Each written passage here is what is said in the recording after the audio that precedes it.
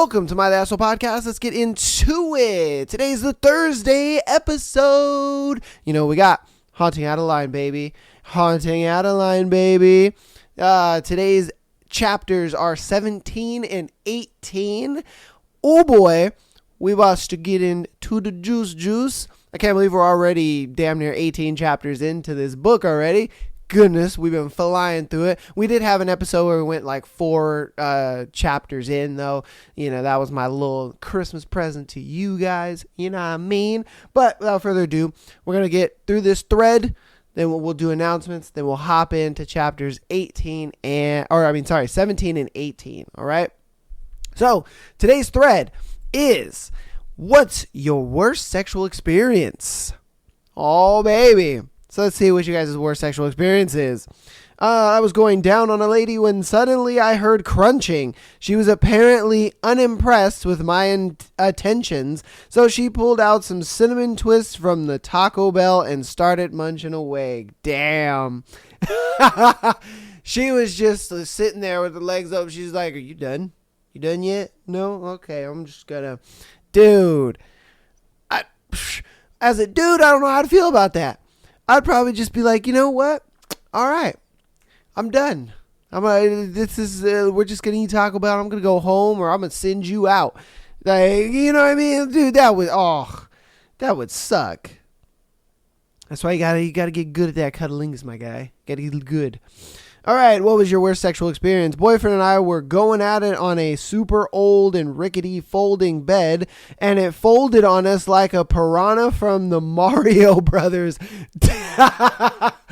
Damn, that has got to be crazy. You guys are just doing your thing, and I know the bed's just like...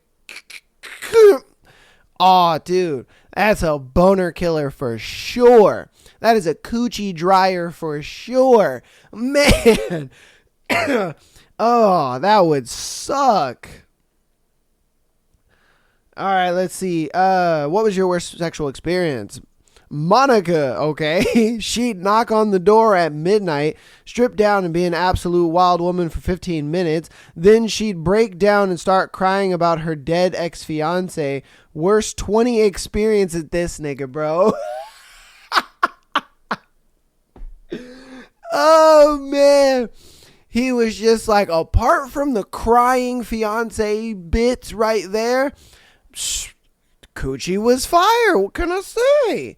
You know, like, yeah, she kept coming over. I mean, it's not my fault. Oh, man. All right. What was your worst sexual experience? One morning shortly after we got married, my wife and I were having some first thing in the morning fun, and our landline started ringing. We weren't about to stop, especially since 90% of the calls we got were telemarketers or people calling from the previous owner of the phone line. Well, our answering machine kicked in, and we heard my mother-in-law's voice informing us that my wife's grandfather had passed away overnight. Nothing quite kills a boner like hearing a family member just passed away. Damn, bro, that sucks. That sucks. Like, you just going at it, you're just heavy, you just, and then I know her, hey, just wanted to let you know the grandpa died last night, and you're just like, all right. I would just hope, maybe not, because he did say it was a boner killer, but I mean, you know, it's just like, she would just be like, finish, just finish, you know. I'd be like, all right, cool. we'll be sad in like 2 minutes. I got you. You know, like, come on, man. Like, don't ruin. You ain't gotta ruin the whole moment. You know, we could be sad. We could just push back the sadness just a little bit. Just push it back a little bit. You know, sorry, Grandpa, but hey, we gotta push it back a little bit. You know what I mean? Caught us at a bad time.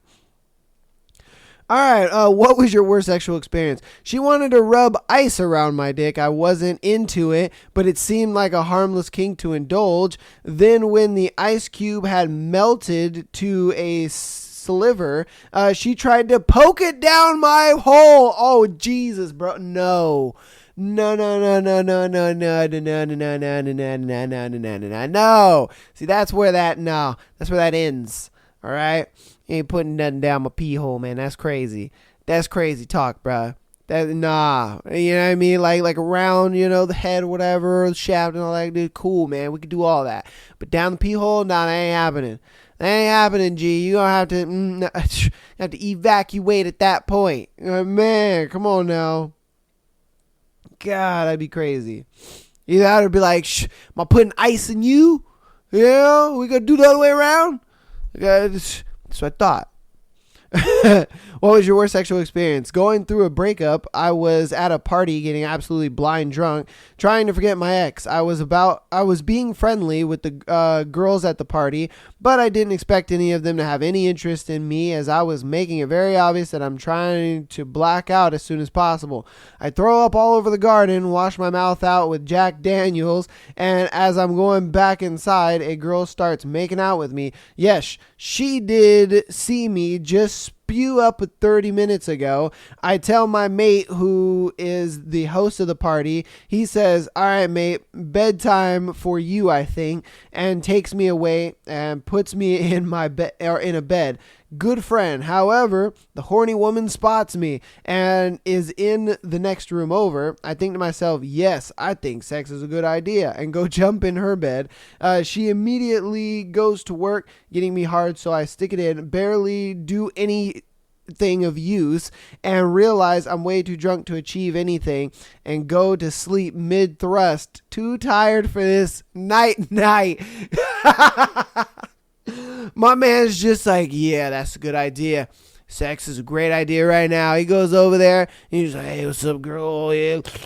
And then he gets it in there and he's like, no, I gotta keep going. You know what? I'm gonna go to bed. He just falls asleep on her, inside her. Like, what the fuck, nigga? All right, the next day I woke up. I realized there were two other people in the bed the whole time, one of which was my friend and the other was her friend. They explained that despite it being funny watching two drunk idiots try to fuck, we did completely cock block them. Oh, we didn't completely cock block them. So in total, I guess it was a shit experience for 4 people. Damn, that sucks, bro. That sucks. That's got to be mad weird. You know what I mean? And honestly, I'd be laughing too. I'd be laughing too if I saw, my homie. He's just like, I'm just gonna, you know what I mean? I would have asked him, I'm like, did you nut? Or did you just fall asleep? Hey, because it looked like you kind of nutted, but I don't know. I couldn't tell. You know what I mean? He's probably just like, yeah, of course I did. What are we talking about? Yeah, I'm that guy. I'm me, Hey, dude, that's crazy. What was your worst sexual experience? Tinder date. Older woman wanted kinky sex, lost control of her bowels, as suggested as much as it was unplanned, unwanted, and unwelcome. Goddamn. Damn, son. Oh, imagine if she was on top, too. Oh, and then she just doo-doos all over you, man. She's all like reverse cowgirl. Oh, no. Oh, imagine. She's reverse cowgirl. She just doo-doos all over your chest, man. Oh. And he's just like, what the fuck? Is this the kinky sex you were talking about? She's just like, oops. Oh, that would be all bad, bro. That'd be all bad.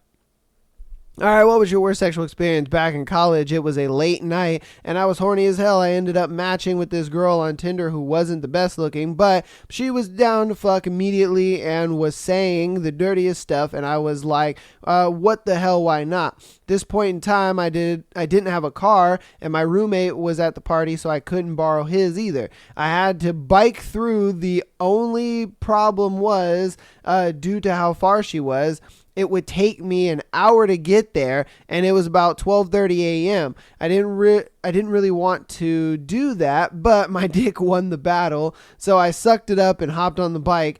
I bike an hour there, and by the time I show up at her house, I'm out of breath and sweating like crazy, but I knock on her door, and the second she answers, she says, my son is asleep inside, let's go across the street. Okay, she leads me over to this elementary school that was directly across from her. She doesn't bring a blanket or anything, so we're literally sitting in the wet grass, and she just lays down and said, "Let's go." What the fuck, bro? Okay. So we got naked, and I got on top of her, and her breath smells like cigarettes bad. And to make things worse, she's full on starfishing me and making me do all the work. She's laying there perfectly still, just moaning as loud as possible, and I'm thrusting.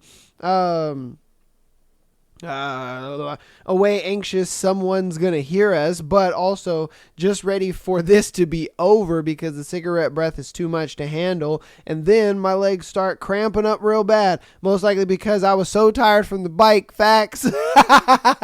That bike had them cramping up. Oh man, that bike had them cramping up. Oh shit. I finally finished inside of her without a condom because I'm a dumbass. And she already got a kid, man. Damn. Trying to give her a second one. Let's see. So as soon as I do, she rolls me off, pulls out another cigarette and says, "Thanks, that was amazing," and gets up and walks back to her house without saying anything. Okay, I'm laying there in the grass with a cramped leg, grass stains, and full of nothing but shame. I finally get up and start biking back to my fucking front tire pops. Damn, bro. This man had an all bad night for some coochie, bro. It's crazy. I call my roommate who is still at the party, and I tell him what happened, and he immediately leaves and comes and picks me up. We throw my bike in his trunk, and he takes me to McDonald's to get some food, and then we go home. I stopped using Tinder after a while for that. Hey, man. Oh, at least your homie saved you, because the whole tire popping is mad. Like, bro, come on, man. Out of all the times your tire could pop, it's this time. Like, god damn it. Oh, shit. That's funny as hell, though. Alright. What was your worst sexual experience? I tried to power through a toothy blowjob once. Man, if you don't sit there and tell her, hey, hold on, man, no teeth, bruh. Like, come on, bro. You don't just sit there and power through it. What are you doing? You know what I mean? Like, you tell her. You like, hey, it's like an ice cream. You don't put your teeth on it because, it's too cold. You know what I mean? Tongue, girl. Tongue, lips. Come on now. What are you doing? What was your worst sexual experience? Had sex with a German girl on a Spanish beach 20 years ago. Ditched the condom after it hit the sand. Fast forward 18 years, the doorbell rings, and I have a surprise daughter. Aw, damn, son. Okay, it was not the worst experience. She's actually wonderful. Yeah, I'm sure the daughter is wonderful, but I mean, god damn, son. That would be crazy. 18 years later, I don't know. She's just like, "Hey, I'm your daughter," and you're like, "Wait, what? You're my what now?" Like, oh shit. All right. What was your worst sexual experience? Staying in a hotel with a girl. She was into rough stuff, and we were always pushing limits. She sat on the floor with her back against the hotel room wall and told me to fuck her face. I said she'd slap my butt hard when she wanted me to stop, but otherwise I was to really wreck her face. So I'm going as hard as I can, and then without even a faint tap on the butt, she projectile spews all over my cock and down my legs. Yo, she just throws up all over his. Oh, that's gotta suck.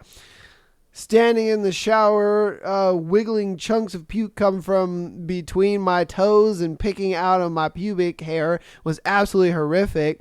Totally not her fault, though. You play silly games to win silly prizes.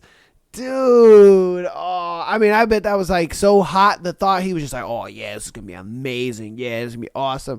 And then, without warning, she just, oh, shit. That's why you gotta ask her, "Hey, do you have a gag reflex?" You know what I mean? Oh, damn, son, damn, that's tough. That's tough. Oh, all right. Hooked up with a coworker I was vibing with. This was the first instance I had with a woman who had perhaps watched too much porn. She was too rough with my schlong. She kept yanking on it as if it wasn't attached to me. So she would shake it and then smack it on me or her chin hard. She would then mutter some nasty shit and go at it again. I'm no prude, but I can deal with a little rough stuff, but that usually happens after a discussion and an agreement. I couldn't get through the abuse, and I faked like I forgot something important. My joint was sore for more than a week. Damn, bro. She was just abusing your mushroom tip. Hey, yo, hold up. Why are you abusing my shit? God dang, man. You gotta speak up for yourself and be like, hey, hold up. Just like the dude with the toothy blowjob. It's like, bro, speak up for yourself, my guy. Just speak up for yourself a little bit. Like, hey, man, you know? You could go hard, but not too crazy. Sheesh. You know? Golly, man. Ah, goodness. Go away. Of course. Oh, yeah. Thank you. All right. What was your worst sexual experience? Got frisky with my then girlfriend in a car. I borrowed from a friend, not in the parking lot, a friend in the parking lot of a closed shopping center. Not 10 seconds after insertion, there's a tap on the window from a very annoyed looking cop. Didn't even get a warning or a citation. He just shook his head at my poor girlfriend and said, "A Pontiac, man, are you serious? Get your damn pants on." Oh, damn. That sucks, dude. Oh, it's gotta suck. Hey, at least you didn't get a ticket or nothing. You know what I mean? That would have been even worse. You know, you just had some humiliation for a little bit. And you know, it's like, hopefully she didn't bag on you too much about it. You know, damn. All right, what was your worst sexual experience? Found out she was cheating while I was balls deep in her. That's crazy. That's crazy. You know, that's crazy. All right. What was your worst sexual experience? Gave my ex head. He didn't wash properly. I gagged to the point of tears. Ended up with a throat infection. Oh, damn. Really? Throat infection. I never knew that. I never knew that. Okay. What was your worst sexual experience? Walked in on my now ex with my now former best friend. Damn. Damn, son. Damn. That was not your girl and that was not your best friend. Oh my God. That's crazy. Like, bruh. Ooh, and I don't want to say that I understand, you know, his side, but I'm sure he was just like, yo, them walls were forbidden. You know, like, All right, what was your worst sexual experience? Relationship was already sinking, but she was giving me head and I wasn't coming, and she generally got pissed at me for it. It took me a long time before I'd be able to come during sex. Oh, wait, what? Oh. All right, I mean, it was one of those things where he was just, I guess she wasn't that good at it. You know, and she got mad. Okay, hey. All right. Let's see. All right, what was your worst sexual experience? When I was about 18 years old, I went back to my old childhood neighborhood. Family moved to another state and ran across this girl still living there that remembered me from when we were kids. She then went full out slut on me. We went to a bedroom and she laid back and spread her legs. She wasn't wearing anything. I was so excited at the moment. I touched her and then I ejaculated and she got pissed off. I was still a virgin and never seen a real vagina before, let alone touch one. Damn. My man was just like, oh, he touched it and was just like, damn, man, that's crazy. That is wild. He's just, I guess it happens. You know what I mean? He's just like, no, wait, I hold on. Damn it, man. Oh, it's gotta suck, dude. Oh, it's gotta suck. What was your worst sexual experience? It was an amazing hand job. I was on my back. She used some oil, but her aim was terrible. A big glob shot right into my eye. Damn, son. She made you jizz in your own face. That's crazy. She was like, it ain't about to go in my face, motherfucker. And she's like, it's about to go in yours. Oh, damn, man. That's gotta suck. Oh, she made you shoot a nut in your face. That's crazy. Oh, God. That's funny as hell. All right, that's going to go ahead and be the end of that thread. I'm not going to do any more. I hope you guys enjoyed the thread. If you got any crazy sexual experiences that you've had, leave them down in the comments. Love to hear from them. Oh, goodness, that's funny. That is funny as hell. Oh, shit. All right, I'm going to shoot through announcements super fast so we can get into chapter 17 and 18 of Haunting Adeline. So, patreon.com/MyAssholePodcast. Get an exclusive episode every single Friday, as well as being able to send in your scenarios to be featured on the Tuesday and Sunday shows. If you're an audio listener, please download and rate the show. If you haven't rated the show, I know who you are. I can see it on my analytical app, who votes and who rates and who doesn't, and you know who you are. If you haven't, you're coming back every week, whether it's for Haunting Adeline or the scenarios on Tuesday and Sunday. You might as well rate us 5 stars. It's 2 clicks. It's a click on the rating and then click on 5 stars. It's faux free. And if it's faux free, it's faux me. And if you want to help out even more on the free 99 side of things, go ahead and click the link tree down in the description and follow us on YouTube, Instagram, as well as TikTok. Helps the show out a lot. I appreciate you guys so much for all the support you guys have shown so far. Excited.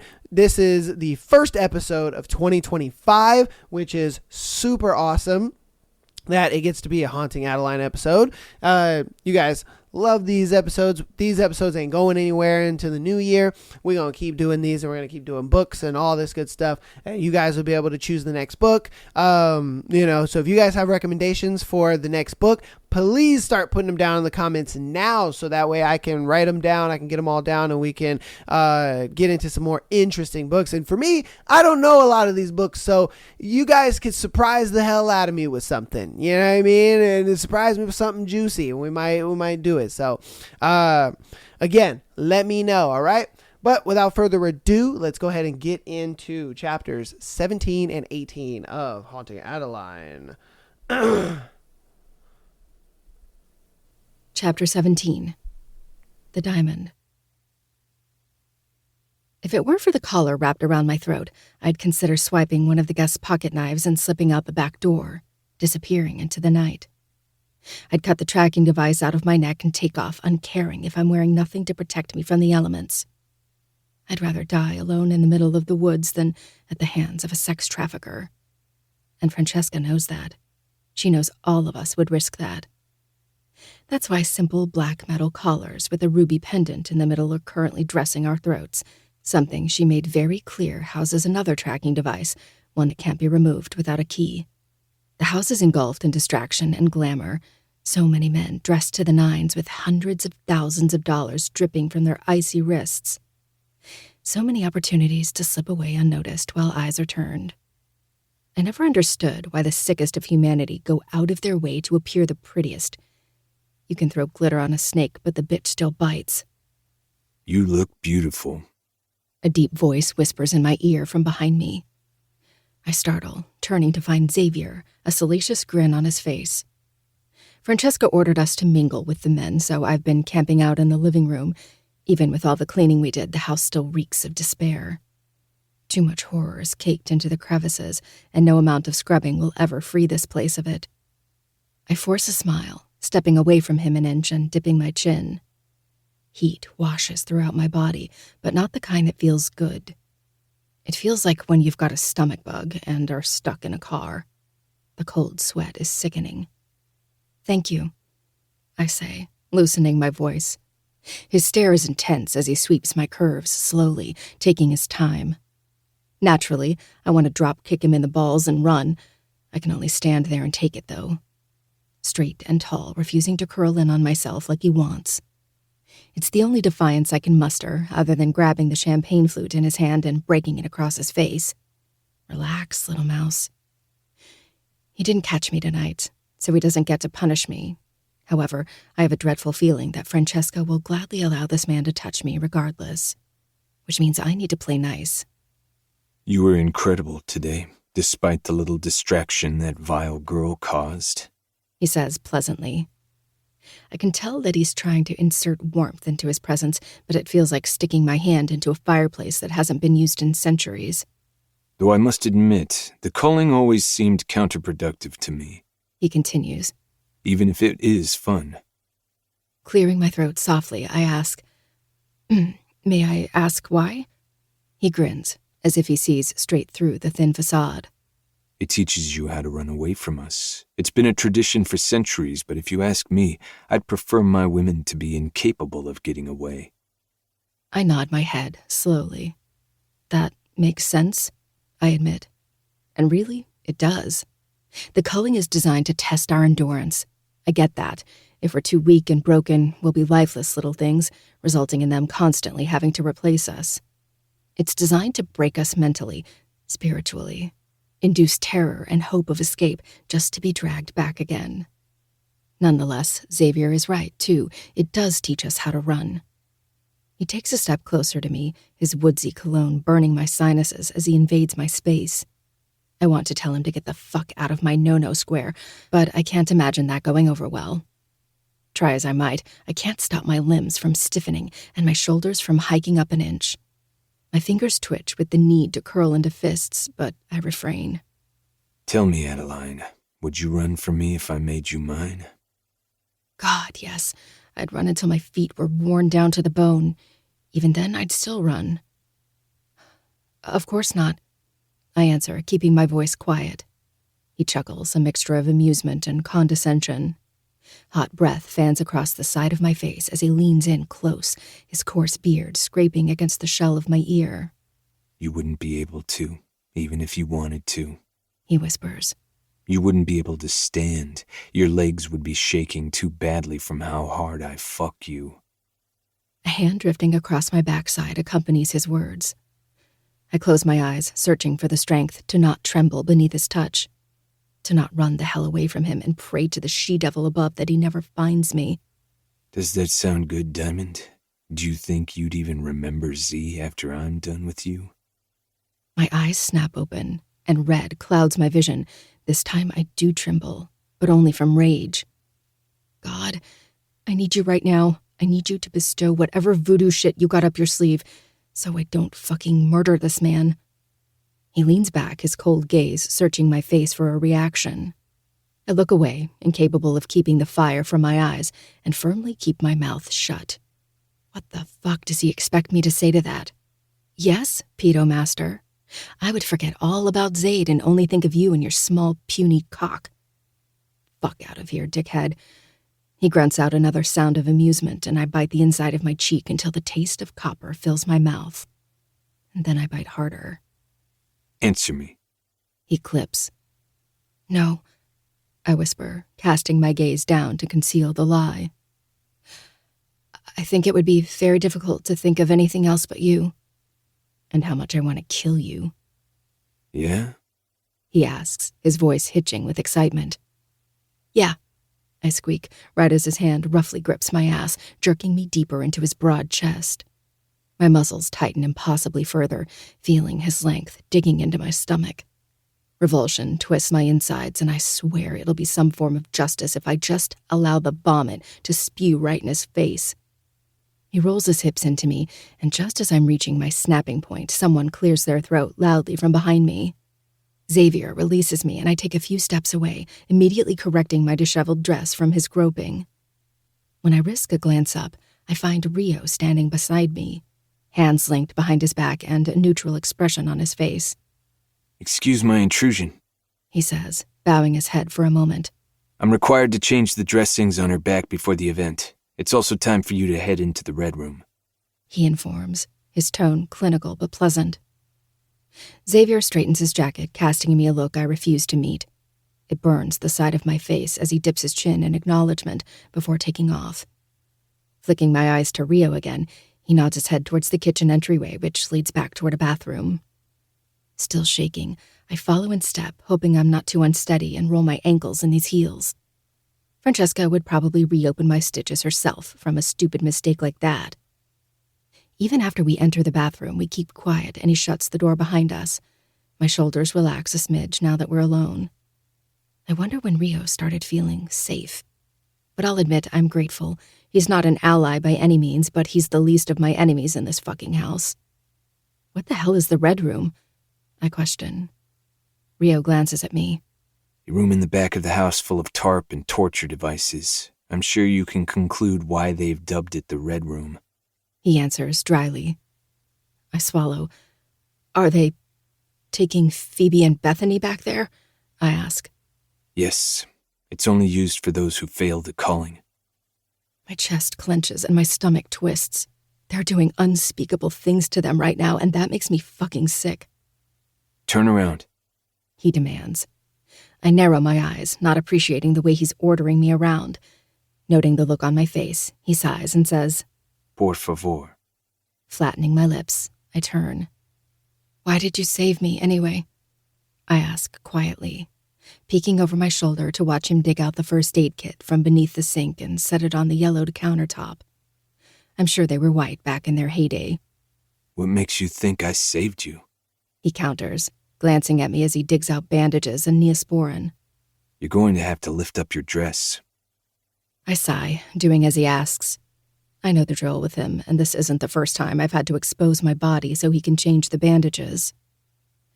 I hike the dress up underneath my armpits, and it makes me sad how desensitized I've become to baring myself to men. I'm wearing a thong, but that might as well be nothing with how scrappy it is. Slowly, he unlaces the corset, and with each loop undone, I can breathe a little easier. When it falls from my torso, I suck in a deep breath, the bliss almost painful. My stomach is red and indented from how tightly Francesca laced it. You have to relace that, you know, I tell him. He grunts. Then you better be nice. I can make that tighter than she did. A shiver rolls down my spine when his fingers brush against me, picking at the tape until he catches the edge and peels the old bandages from my skin. So, you're going to act like needing to change these wasn't intentional? I prod. You just changed them before the party, which was only 2 hours ago. Would you like me to leave you next time? He volleys back, his tone tight and a tad impatient. No, I whisper. Then accept it for what it is and shut the fuck up about it. I snap my mouth closed. This time I have no problem listening to his demands. Regardless of him wanting to admit it, he saw Xavier getting handsy and stepped in. Something that is very unlike a human trafficker to do. I'd rather just be grateful for the intrusion than question him, and then he never does it again. Lord fucking knows this won't be the last time a man will get too handsy, and that knowledge makes my skin crawl.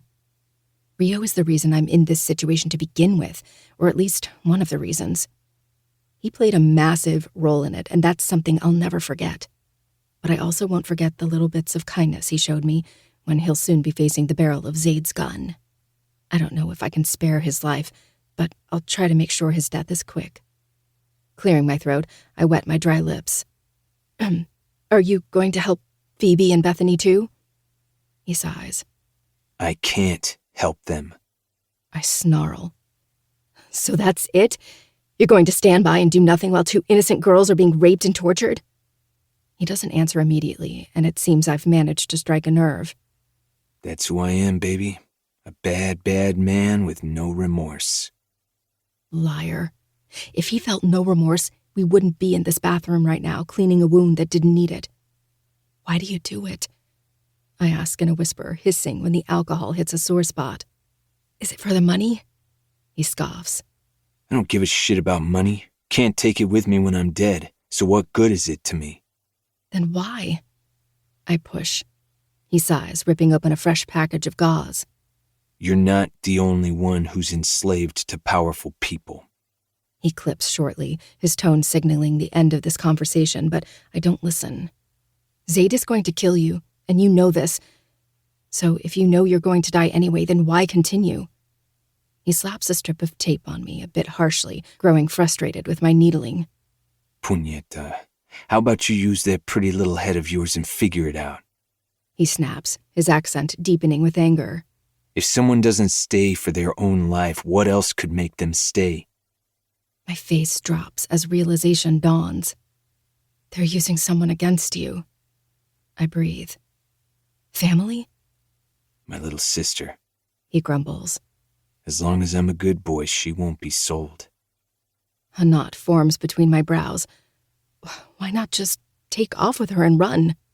Because I can't take her. They have her, and I can't get to her, comprende?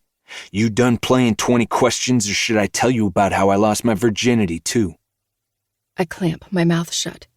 He's given me more than enough. It's not fair of me to keep pushing. Rio finishes up, placing fresh gauze over my stitches.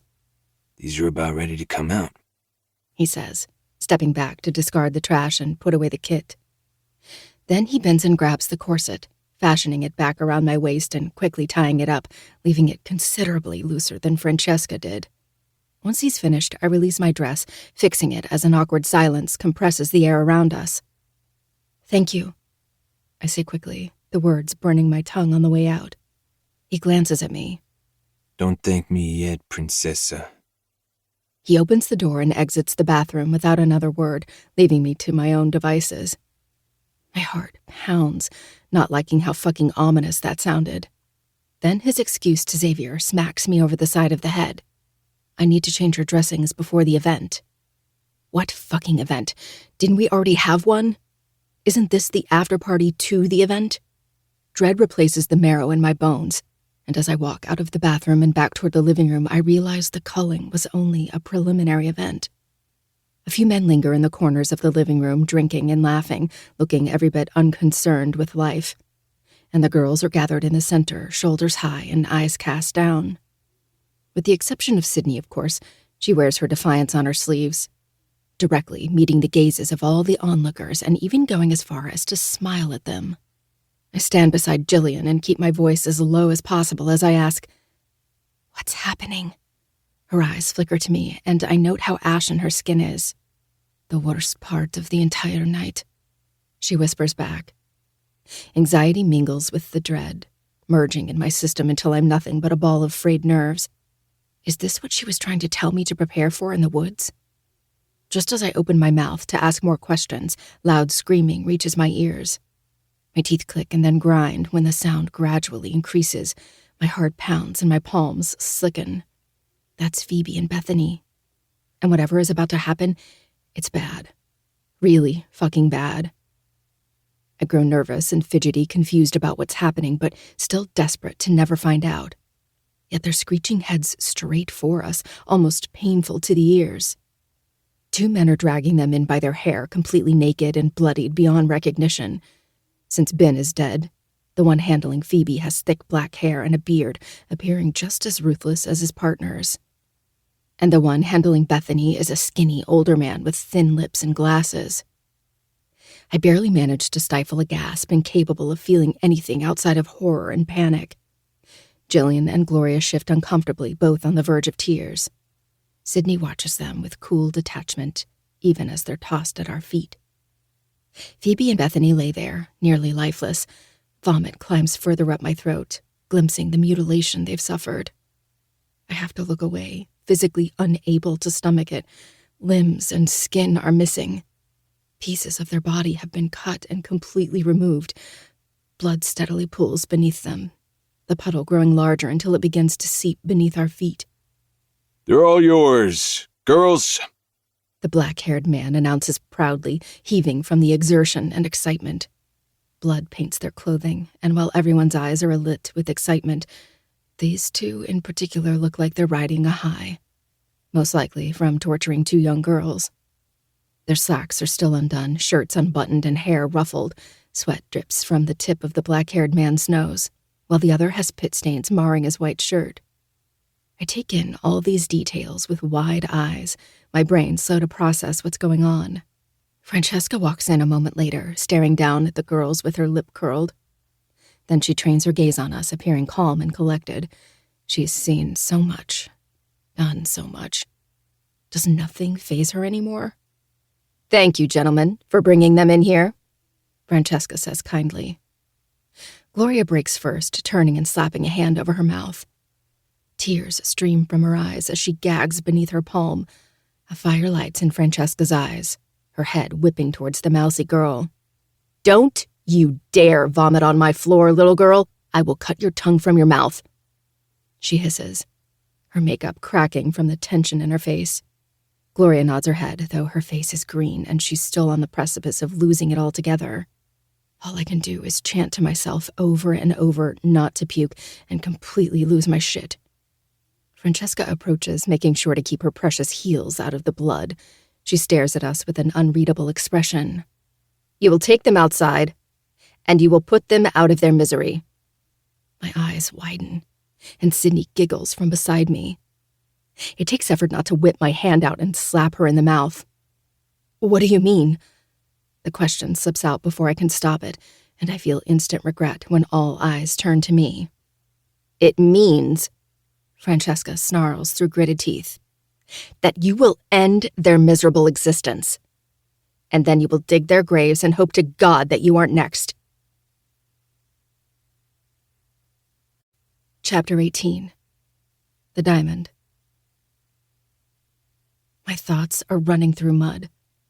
I'm slow to process her words, even as Rocco and one of his friends break through the crowd of guests and scoop up the girls in their arms before heading for the door. My mouth is hanging open, speechless and horrified as I watch the other girls slowly begin to follow after them. This isn't real. This can't be real. But when I meet Francesca's golden brown eyes, blank and dull, I realize that there's no escaping this nightmare. "Go," she mouths. Blinking, my body follows her command and heads toward the door, but I can't feel it. It's an out-of-body experience. I'm only capable of watching myself go through the motions. My feet carry me down the porch steps into the back of the house where the bonfire still rages, the flames licking the frigid air. Flickers of orange light lash across the night sky, clouds of smoke curling up from the orange glow. Guests pour out of the house behind me, their excitable chattering rising above the crickets. The air has a pulse to it, thrumming with anticipation and glee, but that's all wrong. 2 girls are dying tonight, yet all that coats my tongue is the rapture of their glorious deaths. Phoebe and Bethany are thrown to the ground, their wails heightening from the impact. Tension lines the muscles in my legs, weighing me down and making it nearly impossible to line up with the other 3 girls in formation. We stand before them, various emotions clogging the space between us. Resignation and enthusiasm from Jillian and Sydney, respectively, but Gloria and I look at each other absolutely petrified for what's to come. Francesca stands on the other side of the bonfire, deep shadows and bright red accentuating her features. A demon risen from hell. "These girls were deemed unworthy in the culling," Francesca announces loudly. The men quieten, and I imagine it's the only time they've been inclined to shut up and listen to a woman speak. "For centuries, we've carried on this tradition.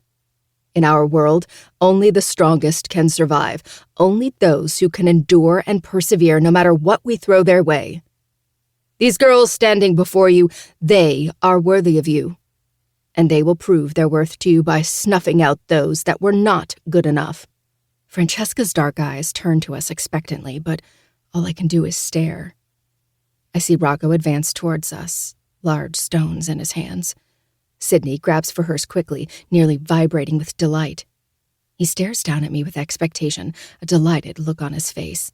Reluctantly, I grab a rock, surprised by how heavy it is. Jillian and Gloria grab for theirs, quivering hands curling over hard stone. A tear drips down Gloria's cherub cheeks. Noticing it, Rocco leans down, grabs her by the cheeks and licks her tears, his disgusting tongue sliding up the entirety of her face. She squeals in response, and Rocco snickers darkly. "Show me one more tear, little girl. I'll be happy to throw you down next to them." "Don't make me do this," she pleads quietly, barely above a whisper. Her entire body is quaking in his palms. "Do you prefer to be the one throwing the stone or to be the one beneath it? Choose now." She squeezes her eyes shut and nods her head, accepting her fate silently. Pleased, Rocco forcefully pushes her away and stands beside Francesca, chest puffed and hands clasped behind his back, as if he's a soldier, honoring the death of his comrade. A black hole swirls in my chest, eating up anything good left inside of me. I glare at the duo, the fire in my eyes fiercer and brighter than the one before me. I can't decide which I'm more eager to kill, him or his sister. A collective silence ensues, the energy thick and heavy. Not even a cricket chirps, as if the wildlife can feel the tension too. Sydney breaks first, cocking her arm and hitting Phoebe with the rock on her shoulder, directly over one of her wounds. A savage cackle echoing in the air. I wince, my horror growing as she swings mindlessly. Phoebe's cries reach my ears mere seconds later, and finally I react on instinct. I push Sydney to the side, ignoring her outraged wail when she lands awkwardly on her hand holding the rock. Out of the corner of my eye, I see Jillian and Gloria kneel, raising their hands and bringing the rock down on Bethany's head, attempting to give her a quick death. Adrenaline pumps through my veins, and my heart races. I quickly roll Phoebe to her side, blurring out her extensive injuries. Sydney clambers to her knees, rushing toward the both of us with murder in her eyes. Growling, I whip my rock directly at her head, ignoring Francesca's sharp gasp as the rock strikes true, knocking the crazy bitch out cold. Turning my attention back to Phoebe, I carefully gather her in my arms, cradling her head in the juncture of my shoulder and curling myself over her. "I will not let you suffer," I whisper in her ear, desperately and rushed. A hot tear breaks free, burning a path down my cheek. "You saved me, Phoebe. You were so fucking strong and brave, and you will always be my hero. Do you hear me?" I hear you." She chokes, sobs, racking her chest. Inhaling deeply, I lunge for a branch in the pit, barely feeling the flames licking at my flesh. Rocco rushes towards me, but it's too late. I'm jabbing the sharp tip of the branch deep into her jugular. Phoebe convulses beneath me, blood pouring from her neck in rivulets. I hold on to her tightly, but I cannot say the same for my shattering soul. A sob bursts from my throat, and I press my forehead against hers, hardly feeling the blood soaking my skin. Tears of sorrow and rage track down my cheeks, and all I can do is just squeeze her harder, rocking us back and forth as she dies in my arms. "Sleep, Phoebe," I whisper against her, my voice cracking. "Go to sleep now." Nearly as quickly as it began, she stills, but I can't let her go. I weep into her lifeless body, battling with relief that she's no longer suffering and despair that she had to die at all. Someone's daughter died today, and all I can hope is that whoever loved her will forgive me for being the one to take her from them. 2 months later. I twirl the tube of red lipstick until it's completely exposed. Carefully, I apply it to the bow of my top lip, taking great care to stay within the lines. Then I move to my bottom lip before rubbing them together and popping them. I stare at my reflection, hardly recognizing the person staring back at me. Black circles rim the underside of my eyes, and I remind myself to put extra concealer there before I meet with Xavier tonight. He only likes to see how exhausted I am after he fucks me. I haven't been placed up for auction yet. Francesca says I'm almost ready, and that when the time comes, Xavier will ensure he is the highest bidder. It's unofficially official that he will be my master. Because of this, Francesca has allowed him to visit me once a week for the past month. Tonight will be the 4th night that we spend together. Afterwards, I'll curl up into a ball while Rio cleans me up. Xavier gets off on drawing blood, and now that I'm essentially spoken for, he's allowed to mark me. Within reason, Francesca says, but honestly, what's reasonable about any of this? I hold the lipstick up and wonder if it's the color of my blood that excites Xavier or the feel of his knife breaking past that weak barrier of skin. I drop my hand and meet my caramel eyes in the mirror. When's the last time I genuinely smiled? The last night I was with Zaid, I think. How long ago was that? I believe it's January now, and the last time I saw him was not too long after Satan's affair. I've missed my first holidays with him. Thanksgiving and Christmas and maybe his birthday, although I don't even know when that is. My New Year's kiss was Xavier's dick down my throat, and if I didn't have a desire to kill myself before, I did then. What had Zaid said to make me grin? He had said something ridiculous, but I can't recall what it was anymore. I do remember him laughing when I struggled for a response, And I remember my traitorous lips tipping up as much as I tried not to. I wish I never suppressed my smiles with him, because now I don't know if I'm capable of one anymore. The muscles in my face twitch as I force the corners of my mouth up, stretching it wide and baring all of my teeth. Despite how hard I try, it doesn't reach my dead eyes. It's unnatural, awkward, terrifying. I smooth out my face, contemplating how I can smile again. "Duh, Addie," I whisper. "You know how to do it." I lift the lipstick and place it on the corner of my lip and draw it out across my cheek, curving it up towards my eyes. Then the other side until a big red smile is painted across my face. The Joker had the right idea, I decide. Feeling slightly better, I cap the tube and let it roll across the floor. Heavy footsteps travel down the hallway and toward my room. My heart speeds up, and I wonder if Francesca will let me keep my smile just for a night. But the second she walks up behind me and spots what I did, her eyes widen. Her hand flies out and smacks into the side of my head, sending me toppling over. "What is wrong with you?" she hisses. I brush the strands of my hair out of my face, looking up at her outraged expression. "I'm sorry, Francesca," I say quietly. "I just wanted to smile." She huffs. "You need to keep it together. I don't need another fucking Sydney on my hands. You are mere weeks away from being sold off, Diamond. Don't you dare ruin this for me." I frown and nod my head, apologizing again. It looks funny with my face painted the opposite. "Wipe that shit off and get ready. Xavier will be here in 10 minutes. Sad. No smiles for me tonight. A deep, shuddering breath fans across my face, his excitement growing as the sharp bite of metal digs into my stomach. He hasn't broken skin yet, though my pain receptors are screaming at me like he has. I want to see you covered in red, Diamond. Xavier whispers from above me, his hard length poised at my entrance. I am covered in red. He's made so many cuts around my body that I've turned the white bedsheets scarlet. It's never enough for him.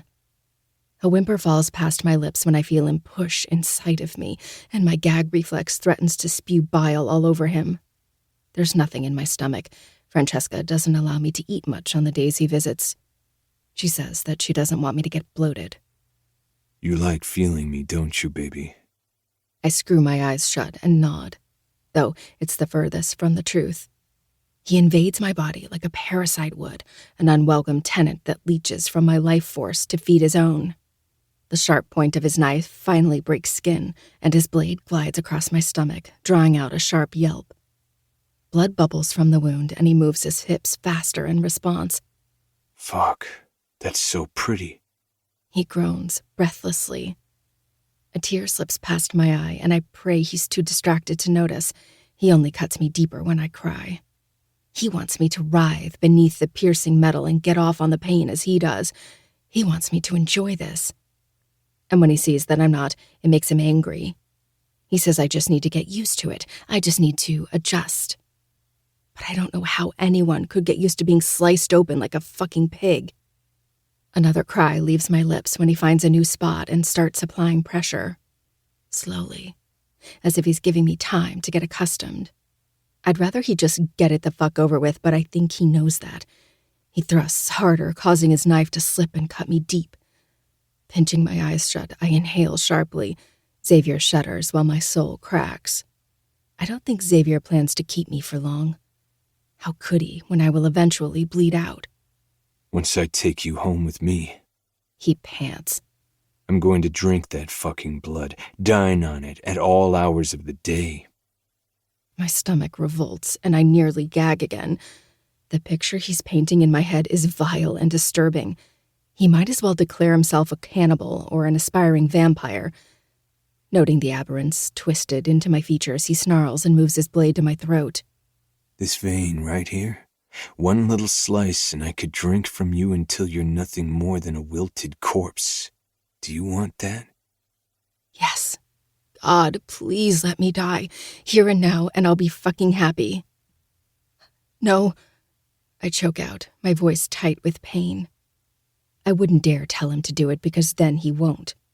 Xavier would never go as far as to give me what I actually fucking want, especially because he knows it isn't him. Then tell me you want me. He demands, as if hearing my thoughts. I want you. I immediately echo, though it rings hollow. He wants to claim a place in my heart, but that place is a vacuum of emptiness that he will never be capable of filling. He snarls, hearing the vacancy in my voice, and buries himself inside me, though if he thinks he's deep, I'd hate for him to see the size of Zaid. The only reason his cock will ever cause me pain is purely because it's attached to him. Working to swallow, I suck my trembling lip between my teeth. Maliciousness sprouts in his blue eyes, and it's like watching him pull a black coat over them, the bright color shrouded beneath the darkness. His hand travels down the planes of my stomach, pausing to dig his thumb into a wound and wring a cry from my throat, before continuing down. He swirls his fingers over my flesh in a taunting manner, an evil smirk curling his lips. There's a little sponge in my windpipe, collecting hatred like water and swelling until my throat is hermetically sealed. Lightly, he brushes across my center, his eyes sparkling as his fingers find that spot that has my muscles tensing. Oh, God. I breathe, more tears burning the backs of my eyes. I hate that spot, yet another thing he's aware of. His eyes blaze, excitement radiating from him. Tell me again. He orders, his voice dipped in sin. I close my eyes, imagining a scarred face with devilish yin-yang eyes grinning at me from beneath his hood. Working to swallow, I rasp out, I want you. It takes effort not to crack when I hear him groan. It's all wrong. He sounds wrong. He feels wrong. He's just fucking wrong. He smiles when he hears it and rubs harder. Say my name, Diamond. He demands. I set my jaw in response. I'll never say it. Never. He's been trying since he started visiting, and every effort has been wasted. When I keep my mouth firmly glued shut, he starts thrusting again while continuing to stimulate me. My body tenses, a traitorous feeling congregating in the pit of my stomach. Still, I keep silent, refusing to relinquish more than I already have. Xavier thinks I've given him nothing, but that's not true. I've given him everything. He just finds no value in what he's taken from me. The smooth, unmarked skin he mutilates, the fragments of my sanity that chip away with every brush of his skin, and every whispered omen of the day I will be his. My ability to touch and be touched without wanting to slip my throat open, my dignity, self-esteem, and the comfort within my body. My fucking worth. All meaningless. Because what he really wants is every broken piece of my soul, and for me to cherish every broken piece of his. But my soul is already spoken for, already claimed by a wicked man with every intention to keep it to himself. And I suppose he's given me his in return. I'm just not sure what the fuck to do with it now. You'll say it one day, Diamond. You have the rest of your life with me. He promises. My legs clench around his hips as he fucks me harder, bending down to drag his tongue across my nipple. I grit my teeth, the bile rising in my throat. This is mine. He groans. All of this is mine. His teeth close over the abused peak, biting until my vision blackens with agony and a scream is tearing from my throat. Even then, he doesn't relent. Not until blood leaks through the cracks of his teeth and I'm begging for the knife instead. What a tragedy. Finally, he releases me, a smear of crimson staining his bottom lip. His eyes are dilated as he pumps his hips faster, his ministrations on my clit quickening. Gradually, it pulls me away from the fire lancing through the peak of my breast. I inhale sharply, a staccato breath full of sorrow. The orgasm ravages my body, and oh look, there it goes. Another piece of my sanity. I'm getting really tired of looking at fucking Neosporin. Rio says from behind me. Xavier just left for the night. He was particularly brutal, slicing over the healed scars on my back and all across my breasts and stomach. He pushes it a little farther every time. They said the culling is designed to weed out those who have endurance, who can survive anything. But I'm not sure I'll survive another night with him. Sorry, I mumble, too exhausted to snap at him. My eyes are pinned on the dozens of tally marks carved into the nightstand, and it's only depressing me more. You giving up, Princessa?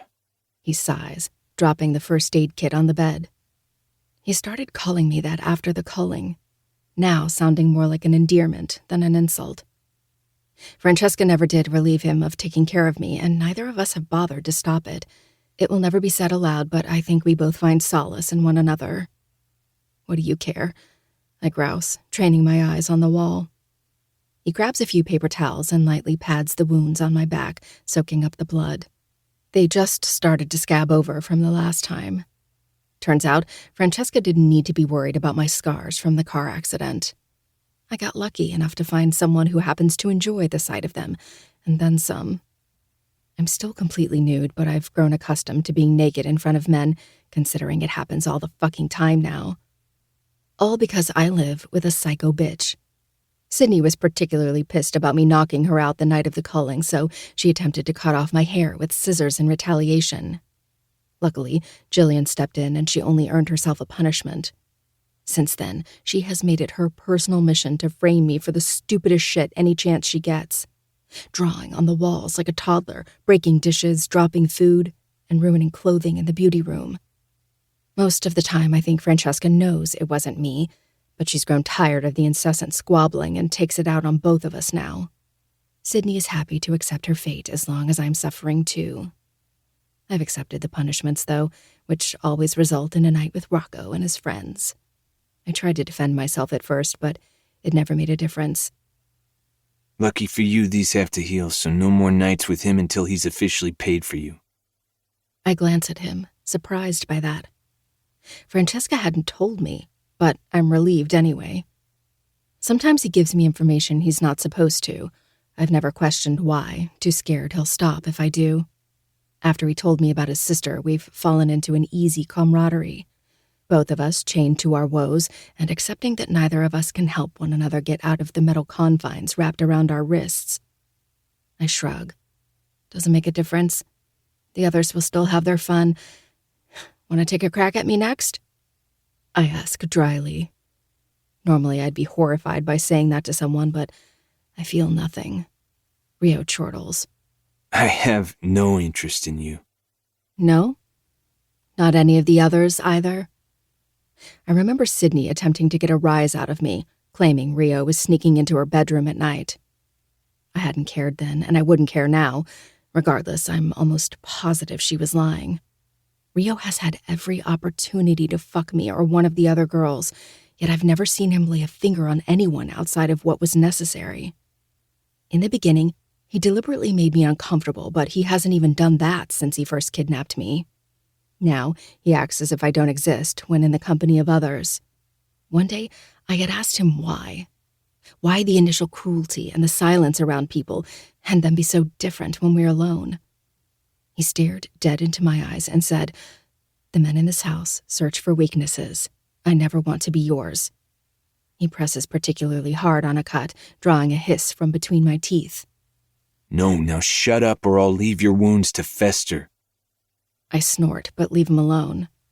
His threats run hollow now, and we both know I'm not scared of him anymore, and I think we both know he doesn't want me to be either. Francesca said, weeks until I'm his. How many? I ask, my voice still hoarse from my time with the man in question. 3. I close my eyes and nod my head, gritting my teeth when he cleans another sore spot. New girls are coming in next week. Rio continues. How many? I whisper. 3. Plenty of room now that it's just you and the loco one. My heart pangs from the reminder. Gloria and Jillian were sent off to auction a week ago, leaving Sydney and me alone with each other. After the night we were forced to end Phoebe and Bethany's lives, our training became more intense. Just because we were considered worthy doesn't mean there still wasn't an opportunity for us to fail. Francesca put us through grueling etiquette classes. How to address our masters, how to speak, eat, and sexually service them. They're specifically designed to break us mentally. We were whipped, raped, and starved if we made mistakes. And just like the night of the culling, we were forced to punish each other. By the time those two girls were auctioned, we could barely stand one another. Even after Jillian and Gloria were successfully sold, the grueling lessons haven't let up. The bruises have faded and the stitches have been removed, leaving 2 large white lines marring my back. Yet, Francesca wouldn't allow for me and Sydney to be auctioned. And still, I have no idea why. Although I'm spoken for, Francesca is still required to follow protocol. I have to stand on a stage and others will be given a chance to bid on me. It's just guaranteed that Xavier will win. He's one of the richest men in the world, he claims, not even sure what he does for a living or if he's even a citizen of the country, but I suppose it doesn't matter. Despite what Rio thinks, I am never going to give up. I have no plans of skipping off into the sunset with Xavier, but I do plan on letting him take me out of here. They've made it their mission to keep me exhausted, compliant, and ignorant. I haven't been outside these walls since the culling. Haven't felt the sun warming my cheeks or the snow on my tongue. They're scared of Zaid and what he can do, so the safest bet is to keep me holed up, never to see the light of day. 3 weeks. That's when Xavier will have no choice but to take me out of this house and risk Zaid finding me. And that's when I will do everything in my power to make sure he does. Rio finishes bandaging my back before rolling me over and moving on to the wound on my stomach next, keeping his eyes fixed on his task. Not even a peek at a nipple. "Try not to miss me when I'm gone," I murmur, staring up sightlessly at the ceiling. I feel him glance up at me before focusing back on a particularly deep wound. He'll need a butterfly bandage for that one. "I'll pray your life is short," he responds, finally. I smile. The first real one in months. Turns out I didn't need that red lipstick after all. That was sweet of him to say. Francesca's footsteps pound down the hallway, but Rio and I don't bother moving, considering he still has a few wounds to clean. I meet her stare when she breaches the doorway. For a brief moment, she glances down at my body, an unreadable emotion in her eyes. "Do I look pretty, Francesca?" "Finish cleaning her up quickly, Rio." He stops and tips his chin over his shoulder to look at her, her face cast in a severe expression. "Claire's here, and she wants to speak with her." January 2022. When people think of New Year's Eve, they imagine who they're going to kiss when the ball drops. Mine was spent with a stranger's lips all over my body and his dick in places they have no right to be. There was a moment that I felt relief when Francesca first told me Xavier would be visiting me once a week. Now, after the second time he's come to see me, I can't imagine why. He's crueler than Rocco and his friends. They just aim to get their rocks off, but Xavier draws out my pain until I'm a sobbing mess. I hate that he makes me cry. It makes me feel weak and powerless. Even worse, it makes him angry. He wants me to enjoy it, and the last thing I will ever do is fucking enjoy what he does to me. And while he digs his knife into my skin, staring at me closely, anticipating the moment I break, I picture all the ways I could make him bleed. That isn't the worst thing he's done to me. No. He can't be a normal rapist and worry about his own pleasure. Shit, that's most of the male population as is. Instead, he made it his goal to make me orgasm too. He succeeded, and it made me want to die.